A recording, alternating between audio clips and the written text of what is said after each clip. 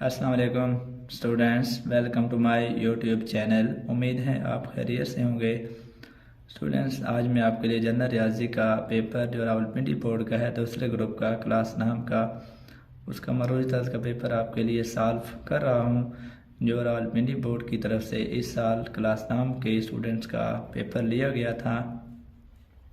इसमें पहले देख लें, नोट है। अच्छा, इसके कुल नंबर 15 होते हैं। 20 मिनट आपको टाइम दिया होता है। उस 20 मिनट में आपने इस मरोज़ी पेपर को हल करके देना होता है। तो नोट सुन लें। इसका हर सवाल के 4 मुमकिन जवाबात A, B, C और D दिए जाते हैं। जवाबी कापी पर हर सवाल के सामने दिए गए दायरों में से दुरुस्त जवाब के मुताबिक मुतल्लिका दायरा को मार्कर या पेन से बांध दीजिए। जो दुरुस्त जवाब होगा, जो आपको लगता है कि ये जवाब इस ऑप्शन का, ये सवाल का ये जवाब दुरुस्त है, तो आपने उसको मार्कर या पेन से भर देना है। अगर आप एक से ज़्यादा दायरों को पूरे करेंगे या काट कर पूरे करेंगे तो वो जो जवाब आपका होगा वो गलत तरफ तस्वर होगा। तो आपने याद रखना है, सिर्फ आपने तसल्ली से, एहतियात से उसी दायरे को भरना है जो आपको लगता है कि ये दुरुस्त है, क्योंकि बाद में ना तो आप एक से ज़्यादा दायरों को पुर कर सकते हैं, ना ही आप काट कर पुर कर सकते हैं। तो इस बात का आपने ख्याल रखना है। तो पहला सवाल है, नुकसान होता है अगर कीमत फ़रोख्त बराबर हो कीमत ख़रीद के, कीमत फ़रोख्त बराबर हो चिट पर दर्ज कीमत के, कीमत फ़रोख्त ज़्यादा हो कीमत ख़रीद के, कीमत फ़रोख्त कम हो कीमत ख़रीद के। तो आपने याद रखना है, नुकसान की तारीफ भी यही है कि अगर कीमत फ़रोख्त कीमत ख़रीद से कम हो तो नुकसान होता है। तो यहाँ पे डी ऑप्शन इसका दुरुस्त है। कीमत फ़रोख्त कम है कीमत ख़रीद से, तो नुकसान होता है। दूसरा सवाल है, कंपनी जो इंश्योरेंस के अमल को आगे बढ़ाती है उसे कहते हैं insurer, insured, insurance, insurance policy. तो कंपनी जो इंश्योरेंस के अमल को आगे बढ़ाती है उसे इंश्योरर कहते हैं। तीसरा सवाल है, मुनाफा या मार्क आपकी वसूल की गई शरह को कहते हैं कि मुनाफा की जब मार्क आपकी जो शरह वसूल की जाती है उसे टाइम कहते हैं, रेट कहते हैं, सूद कहते हैं या असल दर कहते हैं।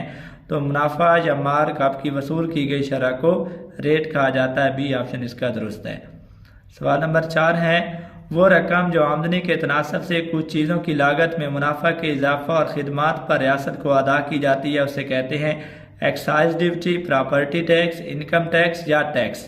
यानी आमदनी के तनासब से कुछ चीज़ों की लागत में मुनाफा के इजाफा और खिदमात पर जो रियासत को अदा की जाती है वो टैक्स कहलाती हैं। डी ऑप्शन इसका दुरुस्त है। पांचवा सवाल है, 3 का जदर कैसा अदद है?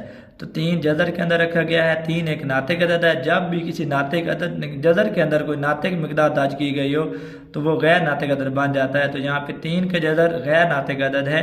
सी ऑप्शन दुरुस्त है। वैसे में ऑप्शन दिए गए हैं कुदरती आदाद, नातिक अदद, गैर नातिक अदद, सही अदद। तो 3 का जदर गैर नातिक अदद है। सी ऑप्शन दुरुस्त है।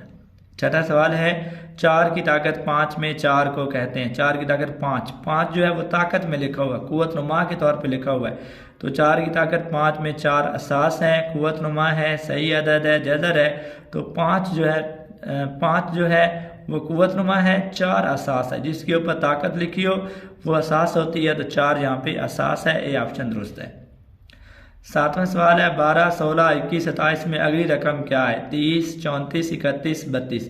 तो ये अगर सिलसिला देखें तो 12 के बाद अगली रकम अगर हम देखें तो इसमें 4 जमा करें तो अगली रकम आ रही है 12 जमा 4 16। 16 में 5 जमा करें तो उससे अगली रकम आ रही है 16 जमा 5 21। 21 में 6 जमा करें तो अगली रकम 27 आ रही है। तो देखें पीछे पहले 4 जमा हुआ, फिर 5 हुआ, फिर 6, तो आगे 7 जमा होगा। 27 जमा 7 34। बी ऑप्शन इसका दुरुस्त है कि क्योंकि पहले 4 जमा हुआ, अगली रकम आई, फिर उस अगली रकम में 6 जमा करने से आई, उससे अगली रकम पहले 4 जमा करने से, फिर अगली रकम 5 जमा करने से, फिर अगली रकम 6 जमा करने से, तो 27 के बाद 7 जमा होगा। 8वां सवाल है, 1 और 8 के दरमियान ज़रबी औसत है। 1 और 8 के दरमियान ज़रबी औसत निकालना है। तो ज़रबी औसत निकालने का फार्मूला ये है कि जमा माइनस जो रकमें दी गई हैं उनको आपस में ज़रब दे देनी है आपने। 1 ज़रब 8 ये बन जाएगा जमा माइनस 8 का स्क्वायर रूट।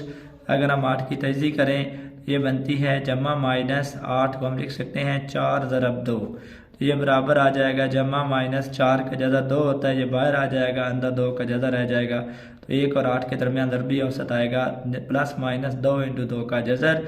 डी ऑप्शन दुरुस्त आएगा, प्लस माइनस 2 इंटू 2 का जज़र। 9वां सवाल है A union B whole complement किसके बराबर होगा। ए तो कहते बी होल कॉम्प्लीमेंट के, खाली सेट के, A complement union B complement के, या ए कॉम्प्लीमेंट तो कहते बी कॉम्प्लीमेंट के। तो A union B whole complement ये डी मॉर्गन का कानून है। तो ए यूनियन बी का होल कॉम्प्लीमेंट बराबर होता है ए कॉम्प्लीमेंट, क्योंकि दरमियान में यूनियन है तो अलग अलग में तो कहते आएगा ए कॉम्प्लीमेंट तो कहते बी कॉम्प्लीमेंट। तो इसका दुरुस्त ऑप्शन डी है। 10वां सवाल है अगर y बराबर है 3x में x बराबर है 2 रखें तो y की कीमत क्या होगी। y बराबर है 3x, तो यहाँ पे 3x की जगह अगर हम इसकी कीमत रखें 2 तो 3 × 2 6 आ जाएगा। तो y बराबर है 3x में अगर x 2 के बराबर हो तो y की कीमत 6 होगी। बी ऑप्शन इसका दुरुस्त है। मबदा के महददात क्या होते हैं। 0 0 0 1 1 0 1 1। मबदा वो पॉइंट होता है जहाँ पे x और y एक्सिस जो है ना दूसरे को इंटरसेक्ट कर रहे होते हैं। ये अगर y एक्सिस है, ये x एक्सिस है, तो जहाँ पे ये इंटरसेक्ट करते हैं इसे मबदा कहा जाता है। जो मबदा होता है वहाँ पे x कोऑर्डिनेट भी 0 होता है, y कोऑर्डिनेट भी 0 होता है। इसको o के साथ लिखा जाता है, ओरिजिन इसे इंग्लिश में कहते हैं। तो ए ऑप्शन इसका दुरुस्त है। मबदा के जो कोऑर्डिनेट्स हैं, मबदा के जो मुअद्ददात हैं वो 0 0 आएंगे। 12वां सवाल है अगर किसी मवाद की कीमतों को जमा करके मजमुआ को उनकी कुल तादाद पर तकसीम किया जाए तो ये कहलाता है वस्तानिया, आधा, औसत, दरबी औसत। कोई भी मवाद है उसमें जितनी कीमतें दी गई हैं अगर हम सबको जमा करें, जमा करने से जो मजमुआ आए उस मजमुआ को उन तमाम कीमतों की तादाद पर तकसीम कर दिया जाए तो ये औसत कहलाता है। सी ऑप्शन इसका दुरुस्त है। वस्तानिया किसी मवाद की वस्ती कदर होती है। आधा जो है जो किसी मवाद में सबसे ज़्यादा बार आ रहा होता है। ज़रबी औसत निकालने का तरीका ये है कि जितनी रकमें उन सबको ज़रब दे दें और जज़र आपने 1/n लेना है। क्योंकि मजमूए की बात हो रही है तो ये औसत आएगा। इसे हम औसत भी कहते हैं, हिसाबी औसत भी कहते हैं। 13वां सवाल है 0.13 की फ़ीसद शक्ल है कि 0.13% शक्ल में किसके बराबर होगा। 13% के, 13 के, 10% के या 30 के। तो 0.13% 0.13 को अगर हमने फीसद में चेंज करना है तो इसे 100 से ज़रब देंगे। 0.13 को 100 से ज़रब देंगे तो बन जाएगा 13%। या इसको हल करने का दूसरा तरीका ये है शारिया ख़त्म करें। 13 शारिया ख़त्म किया और बटा 1 आया, पीछे 2 हिस्से हैं, 2 सिफरें लगेंगी, दरब 100, 100 से 100 कट जाएगा, 13% ए ऑप्शन आएगा। 14वां सवाल है ए निस्बत बी तनासब सी निस्बत डी की तनासब में ए और डी को कहते हैं। तो यहाँ पे ए और डी जो है वो तरफैन कहलाते हैं। बी ऑप्शन दुरुस्त है। ए और डी तरफैन है, बी और सी वस्तैन है। जो दरमियान में आ रहे हैं बी और सी वो वस्तैन है, और जो साइडों पे होते हैं कि ना ए इधर से पहला उधर से आखिरी, ए और डी ये तरफैन कहलाते हैं। और याद रखें किसी भी तनासब में वस्तैन का हासिल ज़रब बराबर होता है तरफैन के हासिल ज़रब के। 15वां सवाल है मसनूई ज़राए से काश्त की गई फसल पर उशर की कटौती की शरह क्या है।